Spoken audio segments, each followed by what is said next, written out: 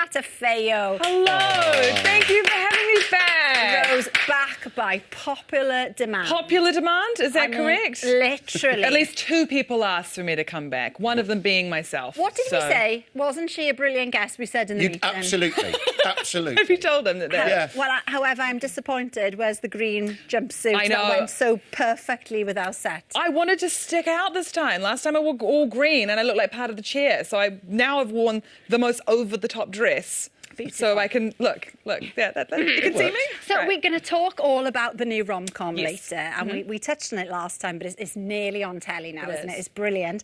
But we heard... Yes. I mean, this could be awkward. Do it. No, do it, Alex. All right, I'll do it. That you're a bit of a fan of somebody in this room, and it's not one of the cameramen, it's not me.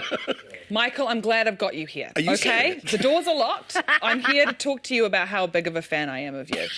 I listened to your radio show with my flatmates. I told them that Michael Ball was going to be on the one show with me. They kind of freaked out. I want to say thank you for your work.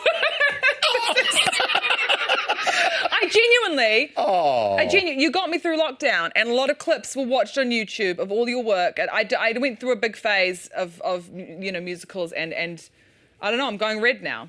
Now I'm going red, which clashes with Well, the I'm chair. a big fan as well. Well, you barely... No, don't even say that. Don't lie to me. Well, that's just lovely. No, I'm really...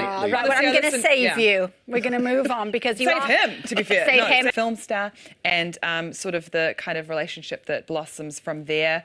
Yes, it's not based on true life, but it is based on many stories. I sometimes hear of people's encounters with, like my friends have had that situation at a pub where they've met like a super duper famous person and then they just ended up hanging out with them. You can't leave that hanging. Rose. No, I will protect my sources. Do you know what I mean? I mean, but I it's deny male or it. I female? can neither confirm or deny. It was Michael Ball. It was Michael Ball. All right. Okay. No, but it was just, I thought it was a great premise for a rom-com, and I feel like rom-com is something that I love watching romantic comedies, and I thought, why not make something that I love to watch? Yeah, I love from screwball stuff from like in the 40s. I'm a big fan of classic cinema, like up until 90s rom-coms that I watched as a kid, and I thought that was the kind of perfect, I don't know, thing for me to do.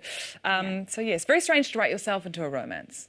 But why not? It's wishful thinking. Really good. It really is. Well, let's have a look at a clip. This is when your character brings the famous boyfriend to a murder mystery party. Nikesh Patel, yes. Yeah, that's him, and your friends aren't quite as cool about it as he would like them to be. Absolutely not. Lovely. When a couple of weeks ago, sorry, what were you going to say? No, I was just going to say that was Emma City in that show, in the show. I've cast her. She's my actual best friend and flatmate, and she is the one that introduced me to the Michael Ball show. So I need to shout out her. She's a big fan as well. Well, we love her.